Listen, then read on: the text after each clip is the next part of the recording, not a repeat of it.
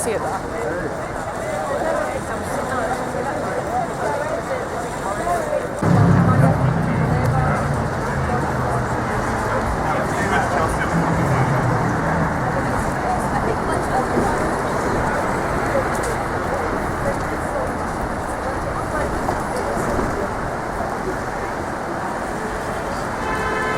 He doesn't know. I think what he's saying is he doesn't know what.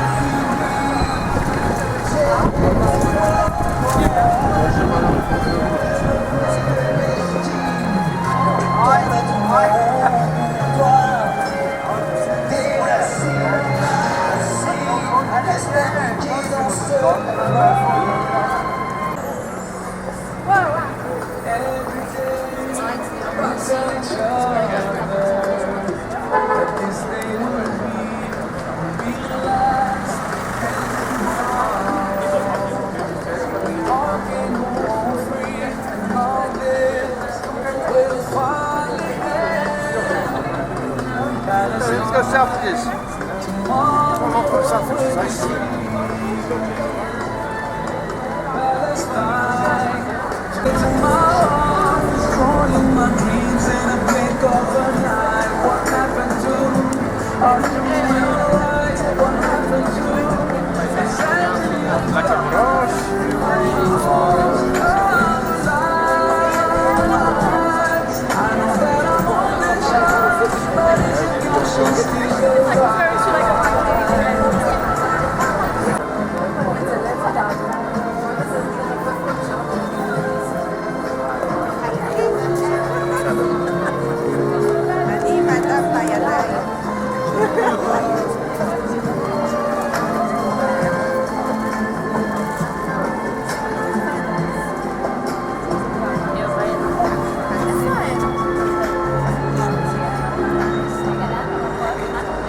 We're here today outside De Beers Jewellers at the heart of London's retail diamond hub in New Bond Street to expose De Beers' dirty secrets.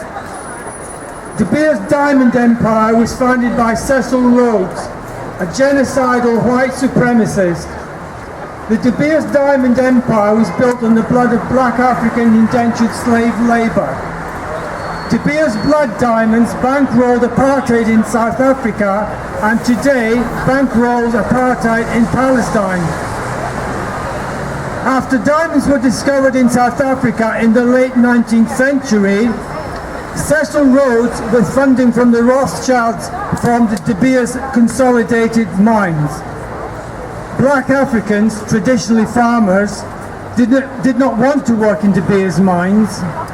The mines were death traps with no regard for the safety of black workers. Every year, well over 5,000 black workers died in the single fire at De Beers mine in 1888. Over 200 miners were killed because no fire extinguishers were kept and the escape shaft was kept closed. To force black Africans into the mines, De Beers needed political leverage. So De Beers' boss, Rhodes, entered politics, becoming a member of the Cape Parliament and later the Prime Minister of the Cape Colony. He pushed through racist laws to help force black Africans into indentured slavery in his diamond mines. In 1887, he told the House of Assembly in Cape Town, "The native is to be treated as a child and denied the franchise. We must adopt a system of despotism in our relations with the barbarians of South Africa. His Franchise and Ballot Act of 1892 effectively eliminated black African voting rights, and his Glen Grey Act of 1894 legalised the enforced segregation of black Africans into tiny reserves. A poll tax was imposed on every African male and a hut tax to be paid for each hut in the black community. In this way, black Africans were made bankrupt and primed for slave labour in De Beers diamond mines. De Beers created closed labour compounds which were in effect concentration camps for forced black labour to work in the diamond mines. Africans were imprisoned behind high walls with barbed wire, forced to work a grueling 14-hour day until their contract ended. Rhodes had legalised the torture of blacks and made it illegal for blacks to leave their jobs. De Beers' paranoia over theft of diamonds meant that black workers at the end of the contract could be stripped naked and caged for a week in solitary confinement. Their hands were forcefully bound into a giant featherless leather fingerless glove which prevented them from using their hands and forced them to eat like a four-footed animal. They would be forced to undergo degrading body cavity searches, and even their teeth were examined for stolen diamonds, and they would be forced to swallow laxatives. And if they'd swallowed some precious stones, the gloves prevent the possibility of their handling it to swallow it again. For a full week, they had to endure this dehumanizing trauma. Tens of thousands of Africans died in these camps as a direct result of forced labour, inadequate shelter, negligible food supply and non-existent medical attention. With so many dying, the demand for labour at De Beers mines outpaced supply.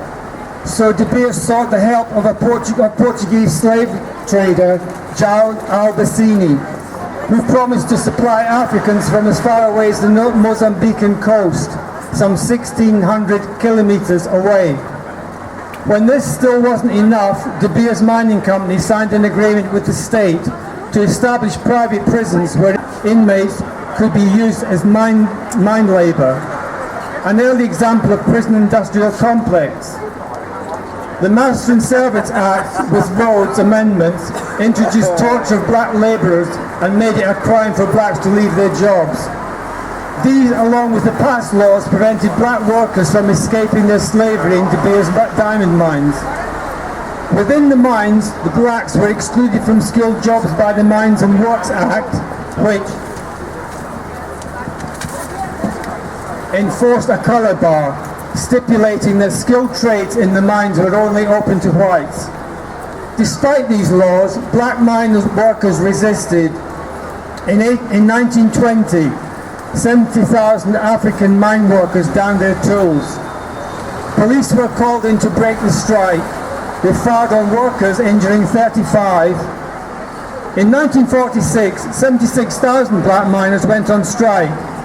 Again, police stepped in to crush the strike. They drove the strikers into underground shafts, killing 12 and injuring 1,200.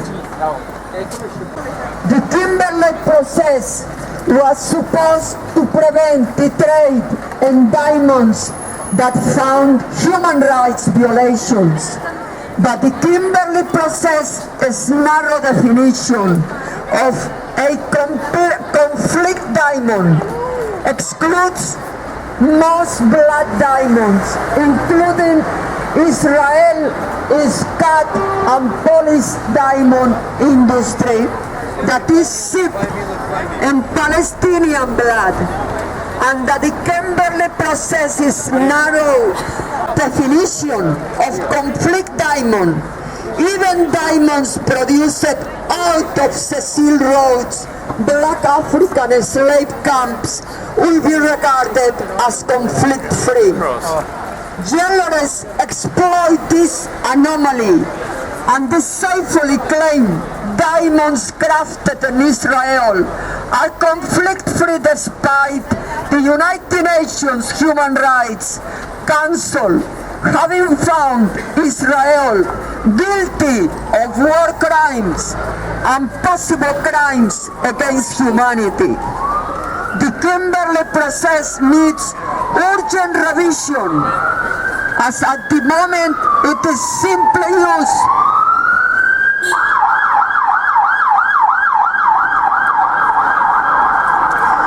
Kimberley process needs urgent revision, as at the moment it is simply used to whitewash Israeli blood diamonds and present them falsely as conflict-free and ethical. In October 2015, at the AGM of the World Diamond Council in Moscow, there was a draft proposal to empower the Kimberley process by widening the definition of conflict diamonds to include countries who flout human rights laws, not just in mining areas, but also in diamond trading centers. The institutes of the World Diamond Council had already confirmed the change in definition before the President, the Israel Diamond Exchange, Samuel Snitzer, personally intervened to put a stop to it, saying it could be disastrous for Israel. The already agreed change in the definition of a conflict diamond was designed to shield Israel's blood diamond trade. Diamonds that found war crimes are not conflict-free and are not ethical. De Beers, architect of apartheid in South Africa, is today underpinning apartheid in Palestine through its blood diamonds. Shame on you, De Beers. We are here today, 10 days before Christmas, to urge the public to boycott diamonds that found war crimes, to boycott blood diamonds like those on sale at De Beers. Shame on you, De Beers. Diamonds crafted in Israel cannot be distinguished from other diamonds unless a diamond is laser inscribed to identify where it was crafted, or the jeweler can provide documentary evidence of where it was cut and polished. There is high risk that the diamond you are buying today, tomorrow, is an Israeli blood diamond. Shame on you, De Beers. Shame on you, Israel. The lives, the children that diamond has helped kill will forever be on your conscience. Please don't buy Israeli blood diamonds this Christmas. Please. An engagement ring is meant to signify love, not death and slaughter. Don't wear a trophy of Israeli butchery on your finger. Shame on you, De Beers. Boycott Israeli blood diamonds.